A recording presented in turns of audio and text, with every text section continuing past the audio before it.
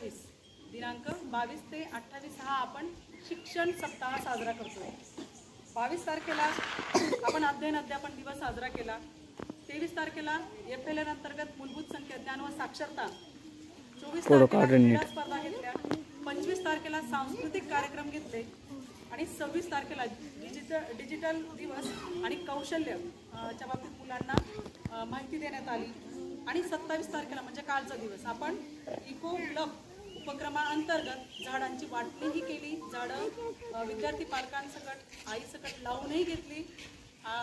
एक झाड माके नाम हा उपक्रम पण आपण काल साजरा केला आणि आज शैक्षणिक उत्कृष्ट दिवस म्हणजे आपण जे कार्यक्रम करत असतो वर्षभर शाळेसाठी जे करतो किंवा या 7 दिवसात आपण जेवढा प्रयत्न केला आहे तो साजरा करण्याचा आजचा दिवस। आज आपल्या शाळेमध्ये तुम्हालाच माहिती सगळ्यांना की आपल्या शाळेत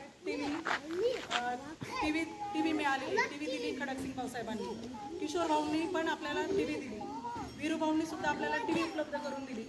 दीपक गिरासे होते आपले, त्यांनी कंपनी आपल्या इथे कंपनी उभी केलेली आहे बघा आपल्या गावामध्ये। त्यांनी आपल्या शाळेसाठी 11,000 रुपयाचं बक्षीस रोख बक्षीस दिलं आणि त्याच्यामध्ये आपण आपल्या शाळेसाठी स्पीकर घेतला, संगणकांची दुरुस्ती होती ती दुरुस्ती करून घेतली। तसेच आम्ही शाळेचे शिक्षक काहीतरी लागतो म्हणून आम्ही शाळेसाठी प्रिंटर घेऊन आलो आम्ही शाळेसाठी। आम्ही पैशांकडे बघत नाही। आपल्या शाळेतील देवाबा म्हणजे आपल्या गावातील सरपंच जे देवाबा आहेत त्यांनी आपल्या शाळेचे सगळे टेबल सगळ्या खुर्च्या याच्यासाठी 7,000चा खर्च लागणार आहे आणि तो सगळा खर्च ते करायला तयार आहे। ते आपल्या 15 ऑगस्टपर्यंत आपले टेबलही दुरुस्त होणार, आपल्या खुर्च्याही दुरुस्त होणार, आपल्याला सगळं उत्कृष्ट साहित्य मिळणार आहे।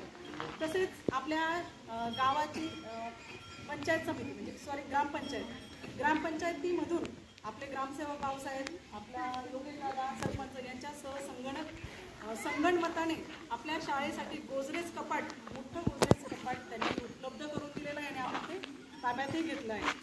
तसंच आपल्या गावातील पालक होते मनोज संजय पाटील यांनी त्यांचे वडील इथं हजर आहेत, त्यांनी आपल्या मुलांसाठी साहित्य उपलब्ध करून दिलं, पाट्या, पेन्सिल, नंतर पुस्तकं, सचित्र बालमित्र तुम्हाला मिळाली ना पुस्तकं, पाट्या मिळाल्या की नाही ते त्यांनी उपलब्ध करून दिल्या।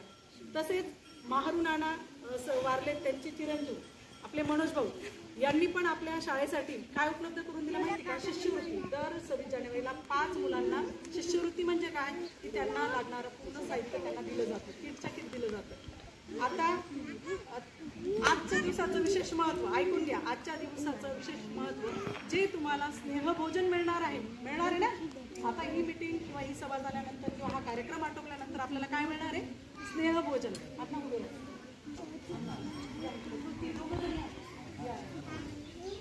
या स्नेहभोजनाचं नियोजन आपले गावाचे पोलीस पाटील चरणसिंग अण्णा यांनी केलं आहे आणि ते स्नेहभोजनाचा आनंद आम्हाला सुचवणारे आमचे भाऊसाहेब यांना आणि आमच्या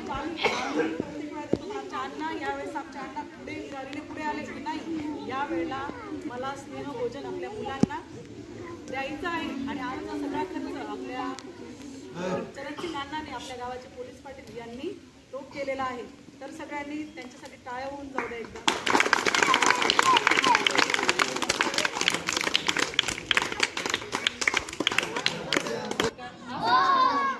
सगळेजण ओळखतात ना काय होते गावाचे सरपंच।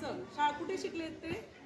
इथं आपल्या जिल्हा परिषद शाळेमध्ये। कुठे शिकले म्हणजे इथं शिकून पण आपण मोठं बनू शकतो की नाही? चांगलं आहे ना, इंग्लिश मीडियमपेक्षा आपली मराठी शाळा चांगली आहे। माझंही शिक्षण जिल्हा परिषद शाळा अंगेपुडी इथेच झालेलं आहे। मी उच्च शिक्षण घेतलं, त्याच्यानंतर मी जॉब केल्यानंतर मी आता सध्या शेती करतोय। राबाई दादा पण आपल्या इथे आपल्या जिल्हा परिषद शाळेमध्ये शिकले, सगळे ओळखतात सगळेजण बरोबर। ते काय काम करतात तुम्हाला माहिती? काय करतात? वेल्डिंग, सगळं त्यांच्या क्षेत्रात ते एकदम मोठे मोठे कॉन्ट्रॅक्ट घेतात। मग इथं शिकून सुद्धा ते जीवनामध्ये प्रगती करू शकतात की नाही? हां चला। मी या शाळेत लहानपणापासून शिकलेलो आहे। तर ही शाळा जी आपली खूप आदर्श शाळा आहे। मी आज जेव्हा शिकत होतो तेव्हा देवरी बुद्धी आणि कासार बुद्धी यांनी या शाळेचा खूप उच्चांक गाठला होता. त्यावेळी जेवढे माझ्याबरोबरचे जे विद्यार्थी आहेत, ते कोणी ना कोणी क्वालिफाय झालेले आहेत, कोणी ना कोणी कुठल्या तरी व्यवसायात अडकले, कोणीतरी नोकरी लागलेले आहेत. मी पण तसा क्वालिफाय झालो आहे. त्याच्यानंतर मी गावातील पोलीस पाटील करतो आहे. आणि विशेष म्हणजे या शाळेत जेव्हा जे बी शिक्षक आलेले आहेत, सर्व शिक्षकांनी एक आदर आपल्या शाळेला दिलेला आहे. त्यांनी आता ह्या मॅडम असो, भाविकर सर असो आणि चंपालाल गुरुजी असो, मागे देवरे गुरुजी होते, सर्वांनी खूप मेहनत घेतली. म्हणून ही शाळा आपली एकदम अतिउत्कृष्ट आणि चांगली शाळा आहे. आणि मुलं पण इथून चांगले हुशार होऊन पुढे जात आहेत. धन्यवाद. बघा आपले जे अण्णा आहेत, चरणसिंग अण्णा, हे कुठे शिकले? आपल्या शाळेत शिकले, जिल्हा परिषदच्या शाळेत शिकले. आज ते पोलीस पाटील आहेत गावाचे. पोलीस पाटील माहिती ना? हां. तर ते इथं शाळेत शिकून सुद्धा पोलीस पाटील बनू शकतात. मग आज आपले जे विद्यार्थी आहेत, आमचं स्वप्न आहे अण्णा की आपल्या गावातून कलेक्टर बनला पाहिजे. आणि बनणारच, माझा विश्वास आहे की बनणारच. निदान आम्ही शिकवतो त्या मुलांमध्ये तरी एक कलेक्टर बनणार म्हणजे बनणार, 100% बनणार. आणि आपल्या गावात नाव धुळे जिल्ह्यापुरतं न राहता ते पूर्ण महाराष्ट्रभर ते नाव आमचे विद्यार्थी करतील. आम्ही अशी ग्वाही देतो आणि त्या परीने प्रयत्नही आमचे चालले आहेत. धन्यवाद. तुम्ही जेवढं मेहनत घेता त्या मेहनतीला फळ लागो एवढी आमची. माझी उपसरपंच होते ते आपल्या गावाचे. त्यांनी ते काम सुद्धा उत्कृष्ट पद्धतीने त्यांनी केलंय. म्हणजे गावात राहून जे बाहेर गेलं तरच प्रगती होते असं आहे का? सगळे मुलं बाहेर गेले तर गावाच पडेल, बरोबर की नाही? मग कोणी गावाचा कारभार सांभाळायचा, कोणी बाहेर जॉब करायचा, पैसा कमवून परत आपल्या गावासाठी खर्च करायचा, हे सुद्धा देशाला हातभार लागण्यासारखंच कार्य आहे. या ना. नमस्कार मित्रांनो. अरे आज तरी तुम्हाला सर लोक घरी बोलवून आणि शाळेमध्ये नाश्ता वगैरे सर्व काही मिळतं तुम्हाला.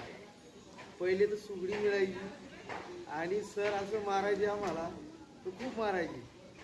पण आज तुम्हाला एवढं प्रेम करतात सर. आणि तुम्हाला परत आज तुम्हाला सेमी इंग्लिश पासून तुम्हाला शिक्षण मिळतंय.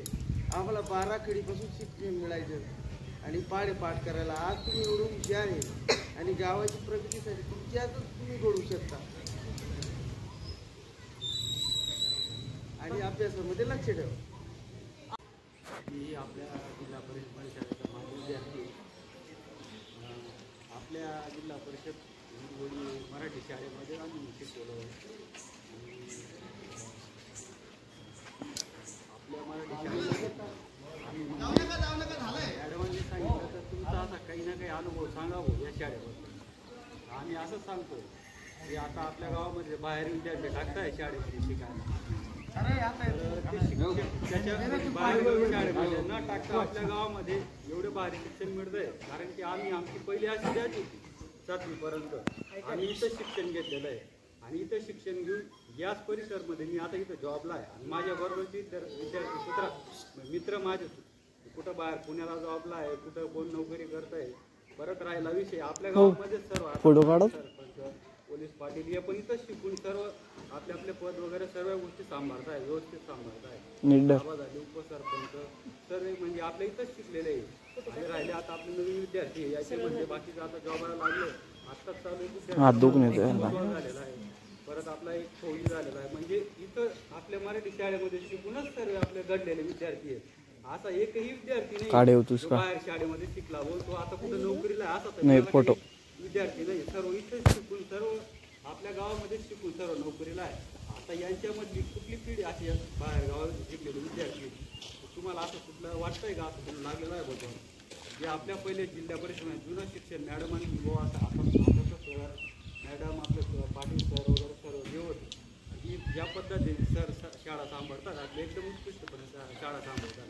जे तुम्हाला बाहेर गाव म्हणजे आपलं शिंदेला वगैरे जे शिक्षण मिळतं ते शिक्षण सर मॅडम रात्र मेहनत करून आपल्याला द्यायचा प्रयत्न करतात सर्व विद्यार्थ्यांना. आणि सेम इंग्लिश आता सर सांगताय सेम इंग्लिशचं आम्ही जे आहे शिक्षण होतं ते आम्ही मुलांना द्यायचा प्रयत्न करतोय भाऊ. आणि मुलं तसं घडता पण आहे कारण की मी तर म्हणजे पूर्ण दिवसभर राहतो. मुलं कसं काय करतात मॅडम शिकवता, भाविष्कर सर मुरकर सर आले आता परत सर्व कसं शिकवता मी सर्व निरीक्षण करत राहतो रोज दिवसामध्ये काही ना काही. म्हणजे एकदम उत्कृष्टपणे शाळा चाललेली आहे. याच पद्धतीने असे काही ना काही विद्यार्थी चांगले घडतील आपल्या गावामध्ये. याच्या पुढे पण असे नोकरीला वगैरे सर्व विद्यार्थी लागू शकतात आपल्या गावामध्ये. म्हणून आपल्या गावातील सर्व नागरिकांना किंवा सर्व पालकांना मी असं आवाहन करतो तर जास्तीत जास्त आपल्या जिल्हा परिषद शाळेमध्ये विद्यार्थ्यांना टाकायला पाहिजे. आणि शिक्षकांना तुम्ही पण येऊन आज विचारायला पाहिजे. तुम्ही आले तर शाळेमध्ये आमचे विद्यार्थ्यांना मॅडम असा विद्यार्थी असा असा अभ्यास द्या, सरांना सांगा, तुम्हाला काय जे वाटतंय ते सर्व सरांना माहिती द्या आणि आपले मुलं कसं पुढे जाते त्याच्याकडे लक्ष द्या. असं नाही मुलगा म्हणजे शाळेमध्ये टाकला तर नोकरीला लागला पाहिजे असा मधला भाग नाही. तर नको का नोकरीला लागेल, पण त्याला आर्थिक ज्ञान पुढे सर्व गोष्टी समजल्या पाहिजे. त्याच्यासाठी तुम्ही मध्ये शिकलो आणि याच परिसरमध्ये एक आपला जॉबला आहे. पण आपल्याला उत्कृष्ट पद्धतीने आपल्या इथं जे शिक्षण घेऊन जी प्रगती झाली त्याबद्दल माहिती सांगितली आणि आपल्या शाळेला विशेष सहकार्य, शाळेलाच नाही गावातील प्रत्येक व्यक्तीला विशेष सहकार्य करण्याचं काम आपला योगेश दादा करत असतो. योगेश दादा आपल्या ग्रामपंचायतमध्ये संगणक ऑपरेटर आहेत. प्रत्येकाचे ऑनलाईन फॉर्म भरून देणं, नोकरी भरती असो, काही असो, कोणाला पैसे ट्रान्सफर, कोणाला काय, प्रत्येकाचं काम अगदी उत्कृष्टपणे सांभाळण्याचं काम आपला योगेश दादा करत असतो. आपल्या शाळेचंही वेळेवर कुठलंही काम असलं अगदी सेकंदात कॉल केला की हजर असा आपला योगेश दादा. त्याचा आम्ही आमच्या शाळेच्या तर्फे आभार मानतो. धन्यवाद योगेश. मॅडम यांनी आपल्या शिक्षण सप्ताह या दिवसानिमित्त किंवा या सप्ताहानिमित्त मला बोलायची संधी दिली. त्यामुळे सर्वांचे सरांचे आभार मॅडम.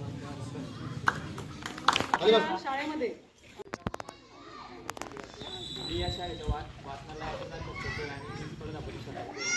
या शाळेत आम्ही दिवसभर शाळेत असतो आणि आमच्या म्हणजे असं आहे की जसे मुलांना घरी आहे वडील मुलांना तसे तिथं शिक्षक द्यायचे शाळेत ते तसेच मुलांना सांभाळतात आणि शिक्षण वगैरे सगळी व्यवस्था मॅडम सर आम्हाला खूप मदत करतात. पुस्तकांच्या बाबतीत असो, बसण्याच्या बाबतीत असो, बेंच वगैरे असो. आम्ही जर काही मॅडम किंवा सरांना सांगितलं ते आम्हाला लगेच ते सुविधा उपलब्ध करून देतात. धन्यवाद अविनाश. आपण एक वर्ग रिकामाच होता आणि आपल्या गावकऱ्यांनी जे तरुण मंडळी आहे त्या तरुण मंडळीसाठी एक जेवढे स्पर्धा परीक्षांची पुस्तकं उपलब्ध करून देता येतील अशी पुस्तकं उपलब्ध करून त्यांनी इथे दिवस रात्र अभ्यास करावा अशी सुविधा त्यांना आपण आपल्या शाळेमध्ये करून दिली आहे. आणि त्या या वाचनालयामधून या 2 ते 3 विद्यार्थी आपले यांचं स्पर्धा परीक्षा देऊन सिलेक्शनही झालं आहे. ते पण कोण आरोग्य विभागात, कोण आपल्या तहसीलला असे ते नोकरी करतायत. तसं तुम्हालाही शुभेच्छा पुढच्या शिक्षणासाठी, अभ्यासासाठी.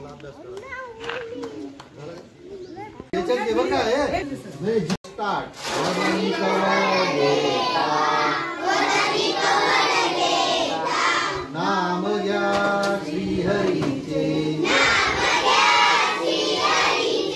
सहज हवन होते. नाम घेता फुकाचे जीवन तरी जीवित्वा. अन्न हे पूर्ण ब्रह्म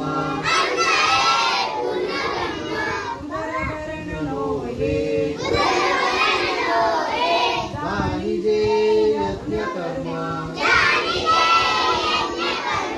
जय जय रघुवीर समर्थ. चला जेवणाचा